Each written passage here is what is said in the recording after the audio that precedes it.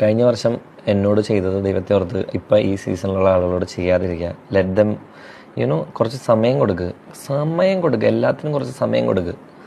ഇപ്പോഴേ എന്താ പറയുക, പ്രിറ്റൻഷ്യസ് അല്ല, what is word for that, പ്രീ ജഡ്ജ്മെൻ്റലായിട്ട് നമ്മളൊരു കാര്യത്തിനെ ഫേസ് ചെയ്യേണ്ട ആവശ്യമില്ല. Just give them some time.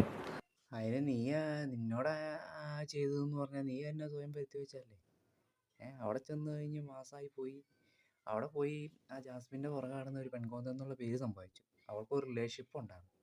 ആ പാവം കിടന്നിട്ട് ലൈവിൽ വന്ന് പറഞ്ഞ് 3-4 മണിക്കൂറെങ്ങാണ്ട് ലൈവ് വന്ന് കരഞ്ഞ് ഓരോ രീതി എടുത്ത് കാണിച്ച് പുള്ളി ഫീലിങ്ങിനായി. ഇപ്പോൾ പുള്ളി വേറെ കെട്ടി, അത് വേറെ കാര്യം. അന്ന് നീ ഭയങ്കര രീതിക്കായിരുന്നു. പിന്നെയാണ് ജിൻഡോ തന്നെ പറഞ്ഞിട്ടുണ്ടായിരുന്നു, ബിഗ് ബോസിൽ കപ്പടിക്കാൻ യോഗ്യതയുള്ള ഞാൻ കണ്ടതിൽ ഒരാൾ ഗബ്രി ആയിരുന്നു എന്നുള്ളത്. പക്ഷേ നീ എൻ്റെ സ്വഭാവം കാരണം ഇങ്ങനെ പെൺകോതനായി ഒലിപ്പിച്ച് കിടന്നത്. അതുകൊണ്ടിട്ടാണ് ആൾക്കാർക്ക് ഹെയ്റ്റ് തോന്നിയത്. അതിൽ പ്രത്യേകിച്ച് വേറെ ആരും ഇങ്ങനെ ഈ സീസണിൽ അങ്ങനെയില്ല. ആര്യൻ മാത്രമേ രക്ഷയുള്ളൂ. പക്ഷെ എന്ന് കഴിഞ്ഞാൽ അവനെല്ലാം പെൺകളോടുകൂടി ഓടി ഓടി ഇറക്കണമെന്നുള്ളൂ. ബാക്കിയുള്ളവരങ്ങനെ ഒരു പെൺകോന്തമാരായിട്ട് എനിക്ക് തോന്നിയിട്ടില്ല. ആര്യന് മാത്രമേ എത്ര തോന്നുള്ളൂ. പക്ഷെ നിൻ്റെ അത്ര ഇല്ല.